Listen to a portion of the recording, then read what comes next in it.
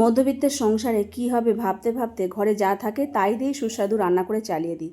রাধে রাধে বন্ধুরা, কেমন আছো সবাই? আশা করি সবাই ভালো আছো, সুস্থ আছো। সকালবেলা থেকে যে ব্লগটা শুরু করছি, একদিকে অন্ন আর একদিকে ডাল বসিয়েছিলাম, মটর ডাল। ডালটাকে আবার মানে হালকা করে সেদ্ধ করে নিয়ে আবার ওর মধ্যে পেঁপে দিয়ে সেদ্ধ করবো। আর ঢ্যাঁড়স ছিল, তো ঢ্যাঁড়স কিছুটা নিয়ে আর সেটা কালো জিরে ফোড়ন দিয়ে ভাজতে দিয়ে দিলাম। তো কী রান্না করবো আজকে ভাবছিলাম, আর সবজি এই সাদামাটাই ছিল, তাই দিয়েই করছি। পেঁপে দিয়ে আবার একটা সিটি দেওয়াবো ডালটাকে।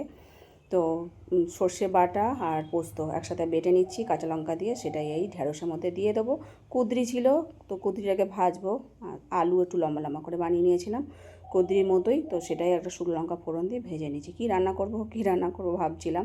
তো এই সবজি ছিল, ঢ্যাঁড়সও ছিল, তো ঢ্যাঁড়সের সাথে আলু আর দিলাম না, অনেকখানি ঢ্যাঁড়স ছিল বলে, তো সেটা দিয়েই করে নিচ্ছি ঝাল। তো হয়ে গেছে, এটাকে এখন নামিয়ে নিলাম। একটু রস রেখেছি, এই ঝালটা ভালো লাগে একটু সর্ষে বাটার রস থাকলে। এদিকে কুঁদরি আলু ভাজাটা হয়ে গেছে, সাদামাটা রান্না, কিন্তু এটাই অমৃত। একটু বাদাম, বাদাম ভেজে রেখেছি ওই কুঁদরি আলু ভাজার সাথে, পরে মানে যখন প্রসাদ পাবো তখন নিয়ে নেবো। তো এদিকে রান্নাবান্না কমপ্লিট, ডালটাকেও সাদলে নিয়েছি, আর মিষ্টি দই ছিল, সেই দিয়ে এখন ভগবানকে সেবা দিয়েছি আর শসাটাকে বানিয়ে নিয়েছিলাম। তো এই রান্নাবান্না কমপ্লিট, এখন প্রসাদ পাবো।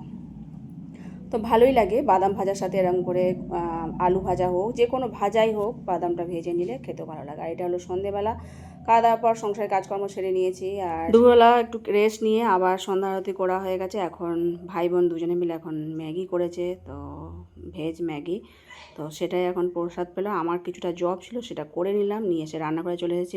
দুপুরবেলায় মটর আর ছোলা ভিজিয়ে রেখেছিলাম ঘুগনি করার জন্য। তো এখন একটা আলু দিয়ে মটরটাকে সেদ্ধ বসাচ্ছি, একটু ছোলা দিয়েছি আর একটু কাঁচা ছোলা রেখে দিয়েছি স্যালাড হিসেবে ব্যবহার করার জন্য। একটা গোটা আলু ওর মধ্যে দিয়ে একটু লবণ দিয়ে সেদ্ধ বসিয়ে দেবো। ঘুগনিটা ছোলা আর মটর দিয়ে ঘুগনিটা বেশ ভালোই হয়। তো আলুটাকে এখন পিস পিস করে নিচ্ছি, গোটাই দিয়েছিলাম, একটু চিরিনি।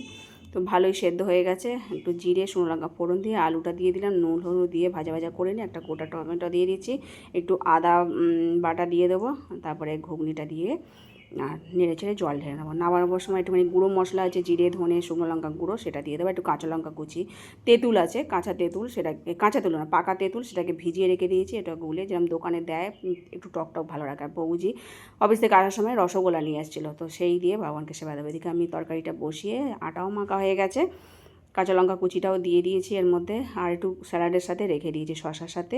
কাঁচা লঙ্কা কুচি, ছোলা আর শশা কুচি সব দিয়ে, ধনে পাতাটা নেই দিয়ে, আর ওপর থেকে একটু টক জল দিয়ে দেবো, ওরকম ভালো লাগে। আর এইখানে গরম গরম রুটিগুলো করে নিচ্ছি, রসগোল্লা তো আছেই, সেই দিয়ে ভগবানকে ভোগ নিবেদন করেছিলাম। ব্যাস দেখো, এই যে ভগবানের বাটিতে দিয়ে দিয়েছি। আমরাও যখন প্রসাদ পাবো তখন একটু একটু করে নিয়ে নেবো। তো এখন সকলে মিলে প্রসাদ পাবো, চলো এখন প্রসাদ পেয়ে নিই।